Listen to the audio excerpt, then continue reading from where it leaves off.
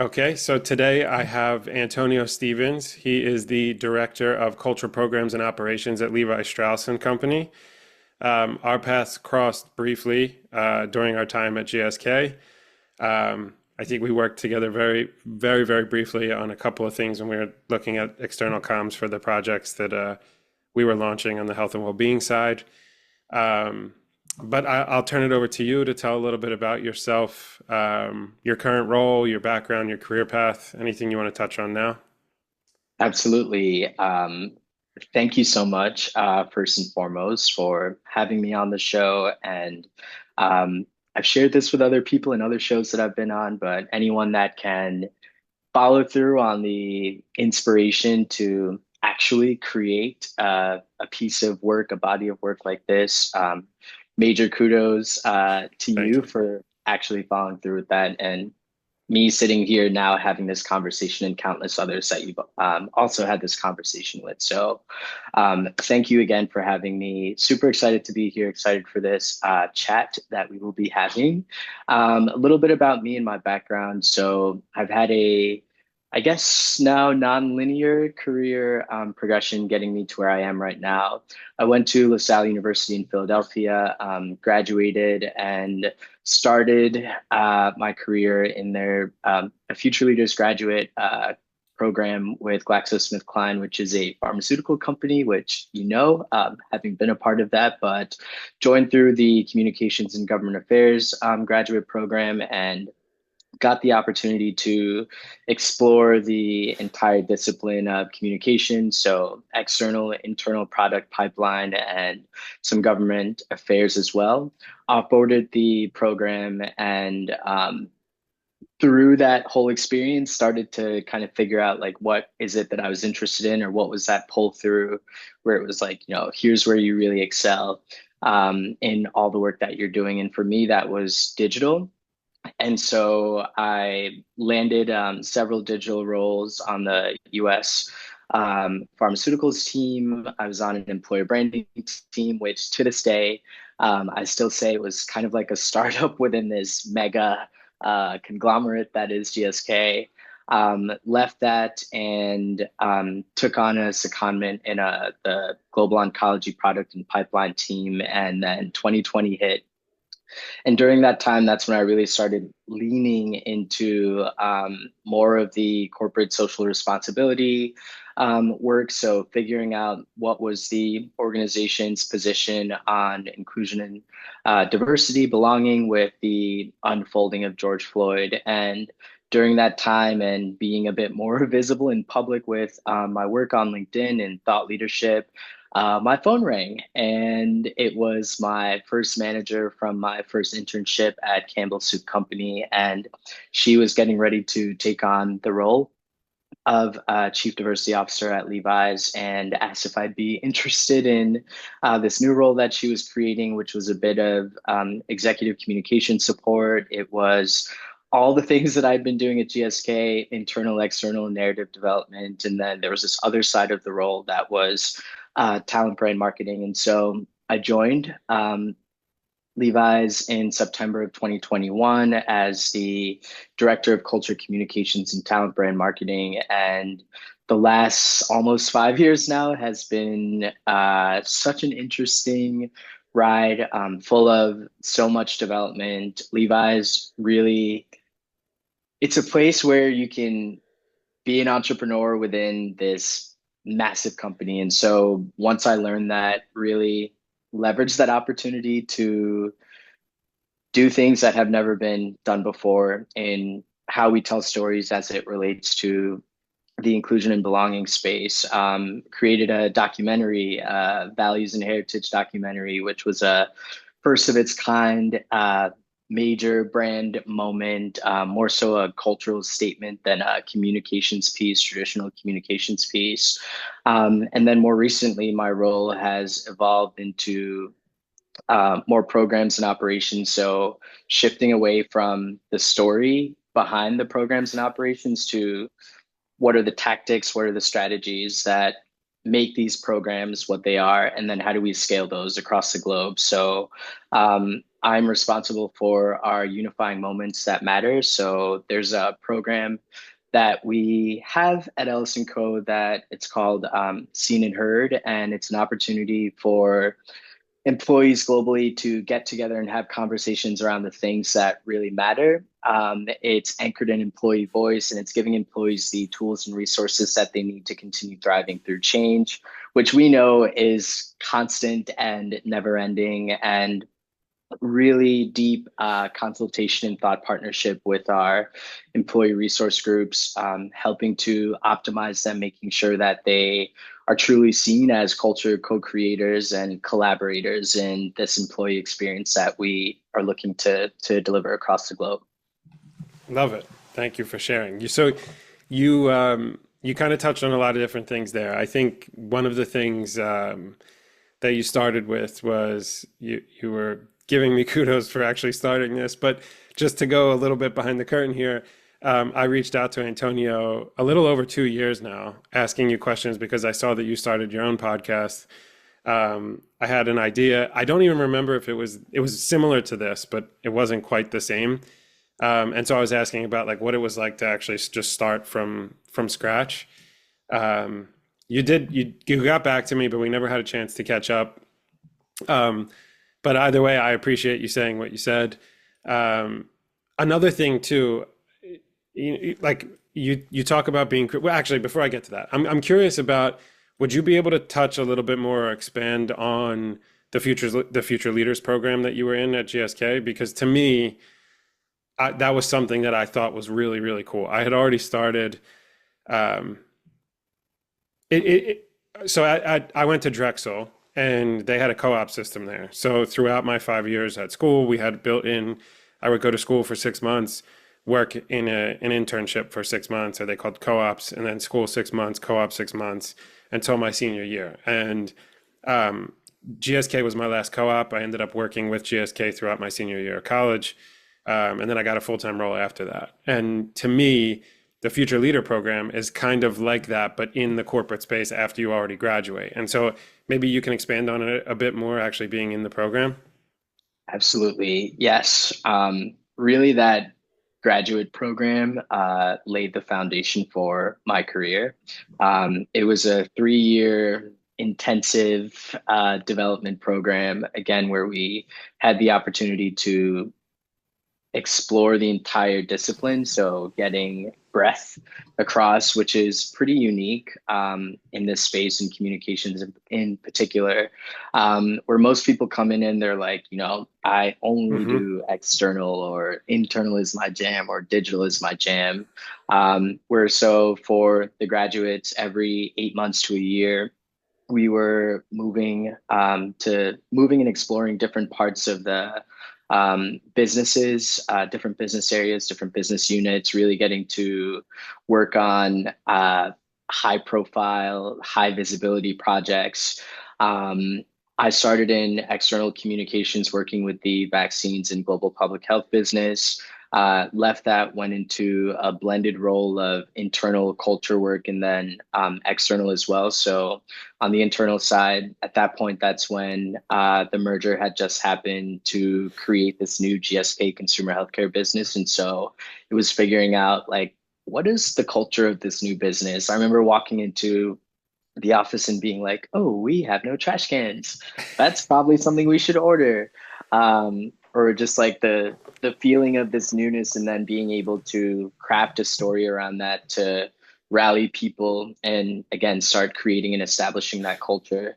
On the external side, I got to work on Sensodyne, Tums, and Theraflu, but working and partnering with the brand teams to bring different activations to life to ensure that the media understood the science behind these products, showcasing our innovation. And then I left that and went into this role at first that I was very hesitant about going into. First, I didn't want to move to DC. I had no interest in government. And here I was, and they're like, no, you're going, you got to do this. And so I went to DC and I was in this international government affairs role, and basically it was like a junior lobbyist in DC working on issues, access to medicines, localization, trade and IP for Russia, Turkey, and Saudi Arabia, and some of the APAC countries. And that for me was such an eye-opening experience, just getting to better understand how businesses work at the very top of the house with different governments. And it's helpful to have that perspective when you start to realize that there's so much more that goes into making that one sale or getting, the one product or jacket or medicine to the customer consumer on the other end, and all the connections that need to happen. So sitting in those meetings with like the steel industry and water folks and all sorts of folks, and you're just like, wow, okay, like this is how business really works at scale. And then offboarded the program again, like I said, with just this really deep understanding of how the business works to then be able to be super effective in these other more niche spaces like a digital space. So how do you bring digital to, how do you make what you're talking about interesting or human and relatable to really have that connection and get someone to do something or take some sort of action on the other end? Yeah, I love that. To me, it's really cool because you get to, like you said in the beginning, some people know exactly what they want to do, others don't. I was one of them. And again, I know that the co-op is this program on a much smaller scale, but it to me the idea is you learn what you like just as much as you learn what you don't like, which helps inform you for what you want to do next. And it's actually very good for the company as well because you have someone who lands where they want to land versus being stuck in a space and kind of going from there. Um, Exactly. yeah, I love that.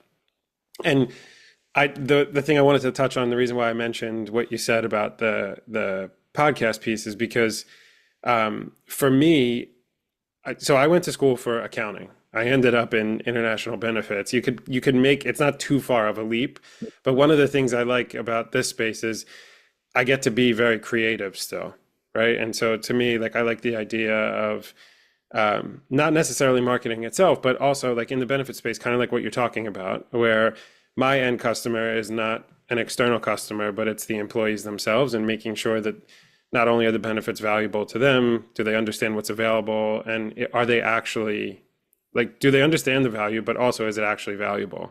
And so I love the idea of being able to be creative in my role. And I know you talked about being creative and finding a space that you can be creative in your career and outside of your career with some of the things you're pursuing, like your podcast.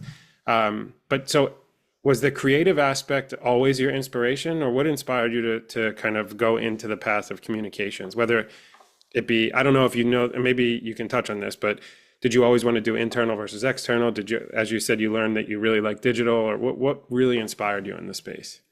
Yeah, so I grew up, I feel like a vibrant child, always kind of out there, being in the spotlight, being on stages. And for a very long time, I thought I wanted to be in front of the camera. And so that was part of the inspiration in what I actually ended up going to school to study, which was broadcasting and Okay.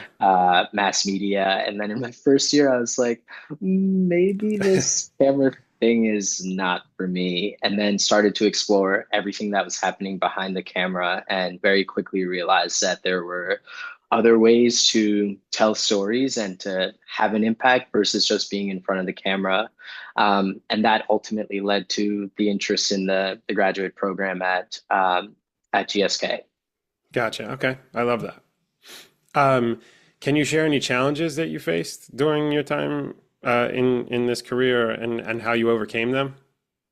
Oh yeah. So I think, well, yeah, lots of challenges and just I think knowing what I know now and kind of looking back, there's this big piece around authenticity and like, how do you show up as your most authentic self in the workplace that has really been a journey for me. I think leaving GSK and coming into this more non still structured culture, but non-structured in the way that it's not traditional. It was more about self-expression and self-identity where I really got the opportunity to figure out like who I was in this professional corporate sense that was definitely a journey. And even leaving GSK and coming into this setting had its own challenges in the way that I operated, the way that I moved, or like even bringing ideas to the table where people were like, okay, new guy, like, what are you doing?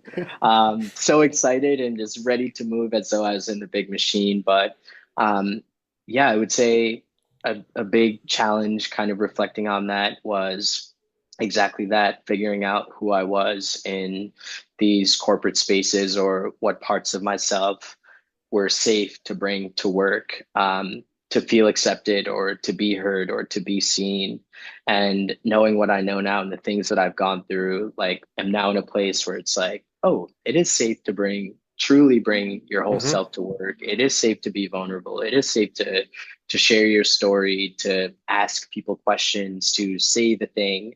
And I guess the learning in that or the advice in that is, yeah, really taking the time to figure out who you are, like what is behind the things that you're saying or the things that you're pursuing, and then how do you find the right people that can help you grow and truly grow into yourself. And I will say, I've had some incredible managers at both GSK and at Ellison Co. that have been instrumental in my growth and development, giving me feedback, pushing me in places where I didn't necessarily feel comfortable, or helping me get to the point where, I did do truly feel empowered to show up as my most authentic self. And I'll give a shout out to Abby Ross, who's still at GSK. She is on the digital team. And then at Ellison Co, I've had incredible managers like Anthony Jones, Elizabeth Morrison, Christina Glennon, that have just created that container, that safe space for someone like me to truly figure out who I am. And then once you do figure that out, it becomes so much easier to do the work, to build the relationships, to make the connections so that you can be successful in whatever it is that you're doing. Yeah, I absolutely love that. Putting yourself out there, I think, is a huge first step. And then you find that it's not as big of a deal as you thought it was. I totally agree with you. Being vulnerable, I think, is the biggest. I'm gonna screw up the quote, so I'm not even gonna try it. But there's something around like looking into vulnerable leadership and how important it is about being honest and authentic, and how that allows you to connect with other people and create truly authentic relationships. I totally agree with you. I don't know. Were you ever into The Office? Like the Not show really. The Office? No. Well, do you know the character Michael Scott? Yes, Okay. yes. So the first thing I thought of was there's in one of the episodes he writes on his whiteboard, he was writing quotes, but he attributes the quotes to the original individual and then puts that quote in quotes and puts his name on it. So there's a scene, one of the famous Wayne Gretzky quotes is, "You miss 100% of the shots you don't take." And so every time I think of that quote, I think of, "You miss 100% of the shots you don't take, Wayne Gretzky, Michael Scott."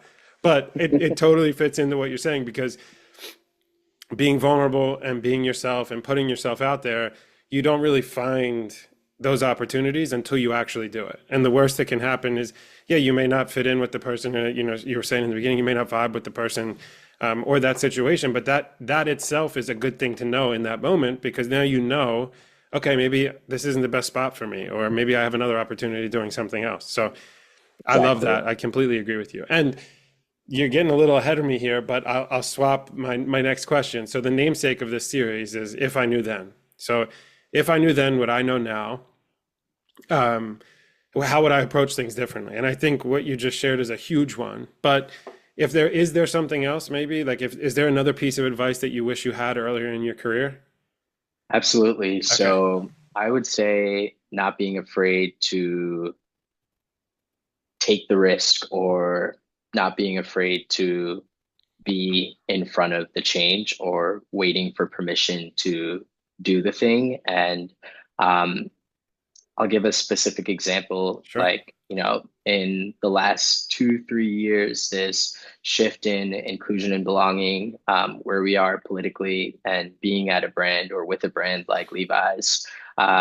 We were in this cycle of change and transition, layoffs, folks coming and going, a lot of people being like, is the commitment still there? We're a values-based brand, democratic brand, like what are we doing? And so uh, I'd gone from a team of 20 to there were three of us left and no like real leader at the time. And so, yeah, I really saw this as an opportunity to get in front of the change. And this is where the idea for the documentary came into play. And it's something that I'd wanted to do for a really long time. I'd watched 1,000 documentaries and having this background in digital content and brand and storytelling, all the things, it felt like it was the right moment to really lean in. Didn't have huge budgets, didn't have a huge agency, literally went out and found a freelancer and hired someone on Upwork. And I was like, I don't know how we're going to do this, but we're going to do it. And started having the conversation, reaching out to people. Our VP of Public Affairs, the historian, other folks across the enterprise, and selling the idea to the point where people were like, actually, this is a really good idea. Like, we're game, we're down for it. And over the course of 4 months, got budget to go out and capture the footage, like a roadshow of interviewing people. From the CEO all the way down through to people that used to work at the company, finding them, getting their stories, and then figuring out how we piece together this what is now a kick-ass documentary that you could watch on Netflix. But seeing where we Nice plug. were I at like that. the seeing where we were at the end of the project and even from like the screening to like where it started was like, holy shit, like you don't need to wait for permission, or had you not had the courage to step up and say like, I have an idea, I'm not sure if it's going to work, but I'm willing to take the risk, and being able to capture that in a way where you can sell the vision and then bring people along the journey, like had that spark of inspiration not been acted upon, like we wouldn't be here, this product wouldn't be here, and you wouldn't be the person you are today. Having gone through that, even though it was tough, having gone through that, you wouldn't be the person you are today. And so I look back at other moments earlier in my career where it was like, what are those moments where if I had just had the courage to be like, hey, this is a good idea, or hey, we could be thinking about XYZ differently to achieve X for the business. Um, yeah, I probably would have been on a totally different trajectory, but everything comes on its own timing. And the timing of this documentary changed my career for the better in now me being able to understand my own capabilities, and ultimately leading me into this new space, a more strategic space on, okay, well, what are the programs as you're thinking about culture and being able to think about culture at scale in service of employees, but also in service of the brand. That's really cool. And that reminds me, another quote that I really like is, if you wait until you're ready, you'll be waiting the rest of your life. And you could Exactly. literally apply that to anything in your life. It could be Yep. personal, it could be career. I totally agree with you. That's really good feedback. Okay, so now looking forward, so that hindsight I think is awesome, learning from that yourself. Do you have any piece of advice for someone who might be looking to follow in your footsteps? So whether or not someone wants to make a career change, whether it's someone directly out of school, um, any advice for people to focus on, whether it's hard skills, soft skills, anything at all?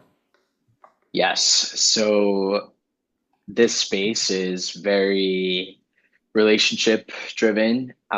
It's a lot of like who you know, and oftentimes in a lot of the teams that I've seen, it's usually people wanting to work with people that they know or have had some sort of a connection with, and then they personally have an understanding of your skills and capabilities. So I would say that's a huge part in playing in this space, is taking the time to build and develop your network, reaching out to people. I remember earlier in my career, honestly, like since my freshman year of college, always having that mindset of like, I was in a fraternity, but reaching out to fraternity brothers like, hey, understand you're in the space. I just want to learn a little bit more, or here's my resume. Are you willing to give me some feedback? But giving that, opening the door to for the conversation to happen. And then I think we've all heard this a lot, but people love talking about themselves. So not being afraid to reach out and that being the gateway to say, hey, I just want to learn more about what you do.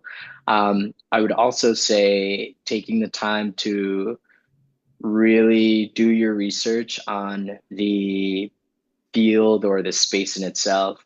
And there has been a shift over the years where it's no longer not acceptable, but it's easy to get pigeonholed when you're like, I only do this thing, I only do Hmm. internal comms, or I only do external. Where now, with the rise of AI and all the things and just the way that the world is evolving, it's less of a specialist generalist type environment, and it really is like you have to be dangerous enough in all the things. So dangerous enough in employee comms, but also still being able to understand how to edit a video, how to take a photo, how to use your phone, maybe a DSLR, um, how to engage across the matrix. Like it's strategy and it's tactical at the same time. So taking the time to figure out what specific skills you might need, what are the skills of the future, and if it's not something that you are currently getting from your existing role, having the courage or being willing to find that outside of your 9 to 5. So an example for me, like the podcast, that was really like, okay, I know I'm interested in this thing, and it was like fiddling to now it's production and having a studio and all the things, and that has even turned into a live experience that to have an audience is wild, going from I was recording videos on my iPhone. But things like that that help you just to become a little bit more dynamic. I love it. I think that that's fantastic advice. One thing, uh, just to, I don't want to forget to, because you mentioned about how you went from GSK, where it was like a very buttoned up place, to where you are now, where you can express yourself a bit more, especially in your style. When I moved to Microsoft from GSK, I remember my first week out there, I was wearing a suit. I didn't wear a tie because I thought like, oh, to me, this is going to be, I'm dressed down a little bit, and I still get made fun of to this day. I said it so much. I still get made fun. Like I get people say stuff to me every single time I'm out there. I get told like it looks like I'm there for an interview because no one dresses like that there. But it's so different coming from an East Coast company, or even, we came from a British company, to being on the West Coast. It's a completely different, Vibe. yeah, it's a completely different vibe. I said so much so that I need to lean completely into it and start to wear like a tux every time I go to work over there. But yeah, so I absolutely love it. Thank you so much. I think that this is fantastic advice. Is there anything? Well, actually, before that, what's next for you? What are your future goals and aspirations? Yeah, so future goals and aspirations, surprisingly, is it's around communications or the field of communications. But in my experience, all my experiences now and coming through Levi's, it's really focused on people. And if I reflect on kind of projecting myself toward the end of my life, if people say like, he really made people feel human again, and that was the core of his work, I will have known that my job here on earth is done. So what's next for me? It's continuing to create experiences where people can truly be, where people can exhale, where they can breathe, safe spaces like the podcast, where we can talk about identity, where we can talk about becoming in all the versions and variations that comes in. And then recently created, or over the last year created, a live immersive well-being experience that is called Sip and Chat, that was born out of the podcast, but that has been scaling and growing faster than I thought it would. And that too was it was creating a container for healing that I wish I had in some of my darkest moments. And so continuing to lean into that, seeing where that goes. And yeah, that's the future. That's Awesome. what's Well, congrats. I wish you'd continued success. It's really cool to see your growth and where you're going with this. yeah. Anything else you want to share? Anything you want to plug? Do you want to talk about the pod or anything for the listeners? Yes, absolutely. So you can check out my show. It's called Life Chats with Friends, available wherever you get your podcasts. If you are in LA or on the West Coast and you want to come check out what the live immersive experience is like, Sip and Chat, our next one is on July 19th in Inglewood. It's going to be an amazing afternoon. We will start with a sound bath. We'll have some somatic practices around that. An NFL legend is joining us for a podcast style type conversation. So the podcast is anchored into the experience.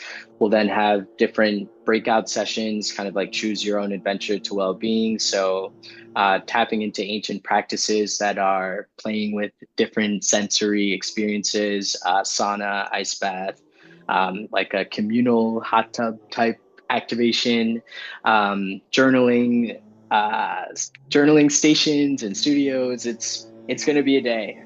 So yeah, if you're in LA, do come check us out, and don't forget to have fun along the way. Life can feel heavy and it can feel like we have a million things to do on our to-do list, but being able to create space to go outside, touch grass, feel the sun, and take a deep breath. Love it. Thank you so much, Antonio. It was great catching up with you. Absolutely. Likewise. Thank you for having me. Of course. Cheers. Yes.